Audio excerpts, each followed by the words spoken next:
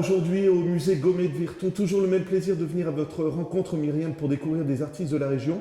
On a découvert deux artistes qui étaient liés au niveau artistique justement, un troisième qui est aussi qui descend un petit peu de tous ces artistes. Je vous laisse nous le présenter. Je vous le présente à travers un paysage, Voilà. parce qu'il est né. Il est né là, dans ce petit quartier, au pied de l'église de Vieux-Virton, l'église Saint-Martin, et pas loin de l'église reconstruite de Saint-Marc. C'est un Saint-Mardois, c'est Camille Barthélemy. Camille Barthélemy, donc, qui naît dans ce paysage en 1890, qui grandit au village, qui fréquente l'école du village, mais dès ses 12-13 ans, lui aussi va fréquenter le collège communal qui n'est pas très loin, entre Saint-Marc et Virton. Et au collège communal, il va rencontrer son professeur de dessin, Nestor Hauter. Alors ça, c'est la rencontre qui, on pourrait le dire, va bouleverser sa vie, puisque Nestor Hauter va très vite découvrir le grand talent du petit Camille. D'accord. Et ce talent, vous pourrez le vérifier à travers cette aquarelle. On est toujours dans cette technique de transmission qui est l'aquarelle, parce que dès 12 ans, il va ici représenter l'église de Chenois. Et on peut vraiment apprécier déjà la finesse, la délicatesse, la technique dont fait preuve Camille Barthélemy.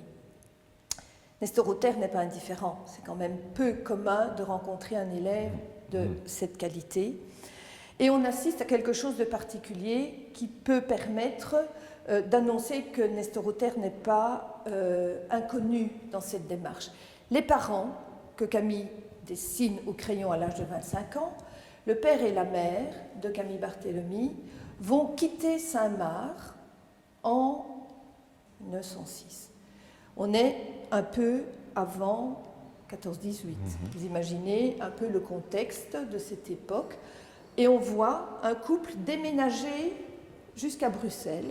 Le papa est employé au chemin de fer, la maman élève ses enfants, et toute la famille part à Bruxelles parce que le jeune Camille vient d'être reçu à l'Académie des Beaux-Arts de Bruxelles.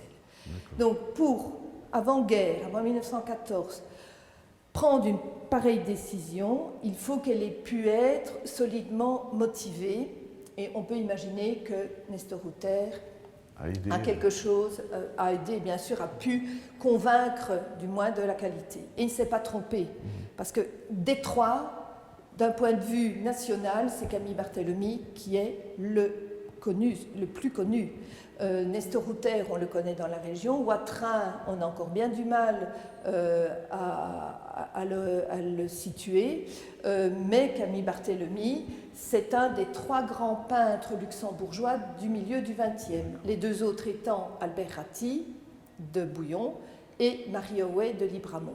Ils sont contemporains et ce sont vraiment trois grands noms. Donc, bien entendu, Camille Barthélemy va exceller à l'Académie des Beaux-Arts. Très rapidement, il va aller travailler chez des peintres d'intérieur. C'est la grande époque de l'Art Nouveau, c'est la grande mode des fresques intérieures. Et Camille Barthélemy va travailler pour subvenir déjà aux frais d'études chez ces entrepreneurs. Puis, obtiendra une place d'enseignant à Malines, donc là on est dans le nord du pays, on est en Flandre, et tout en enseignant va peindre la Flandre. Donc au départ, Barthélemy peint le nord du pays, peint la Flandre.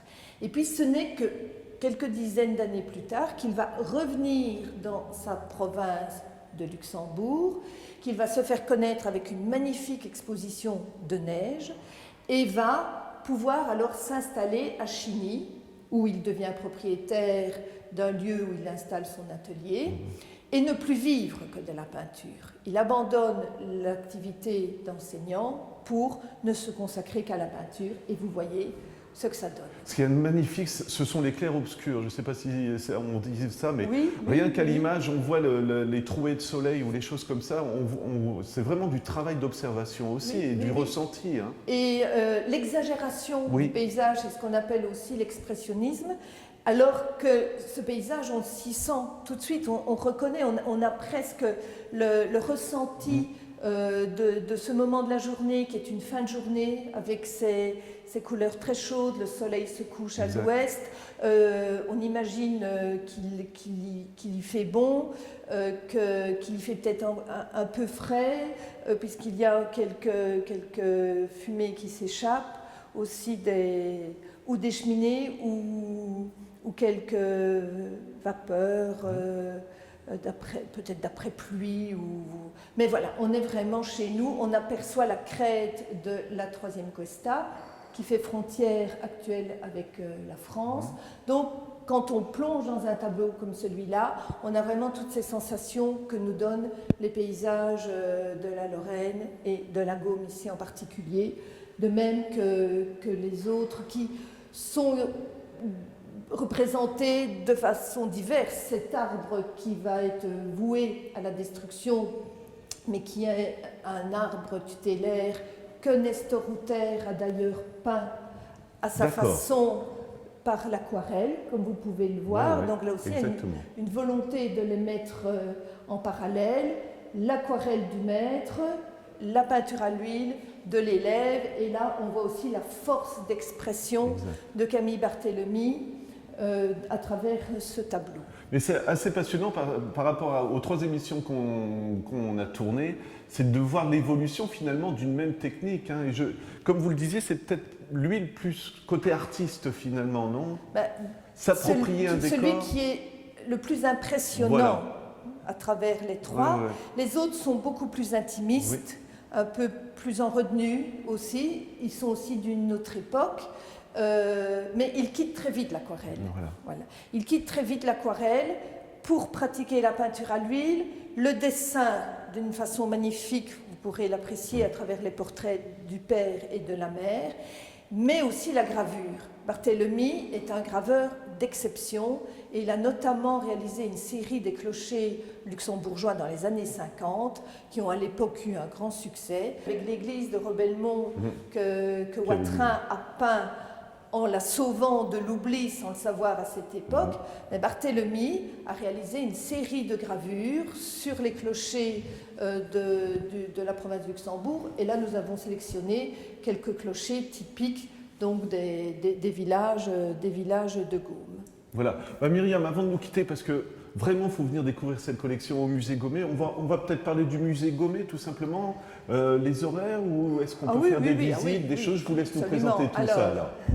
Le musée est accessible tous les jours des mois d'ouverture. Donc nous ouvrons au 1er mars jusqu'au 1er décembre, et, sauf le mardi. Le mardi est le jour de fermeture. Le public a l'accès de 9h30 à midi et de 14 à 18h. Et les groupes, que ce soit des groupes scolaires, que ce soit des groupes d'adultes, des groupes d'amis, on peut organiser son groupe familial pour venir découvrir le musée. Donc les groupes viennent sur rendez-vous, donc on peut parfois aussi sortir de ces horaires.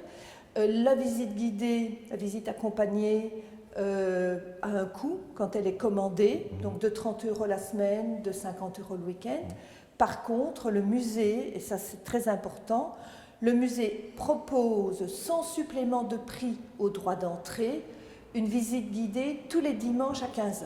Alors ce sont des guides formés par nos soins, des gens passionnés par le patrimoine et principalement la Gaume et très amoureux du musée Gaumet, qui assurent à tour de rôle ces visites guidées, qui proposent la thématique de leur choix. Et on ne parle bien que de ce qu'on aime. Donc on peut vraiment leur faire confiance. Ce sont toujours des visites guidées qui sont extrêmement bien préparées. Et pour le coût du droit d'entrée, l'entrée individuelle, donc l'entrée adulte, est de 7 €. Le prix réduit, donc prix plein 7 €, prix réduit 5 €. Ça concerne les seniors, les étudiants, les personnes en groupe et la gratuité aux enfants de moins de 12 ans.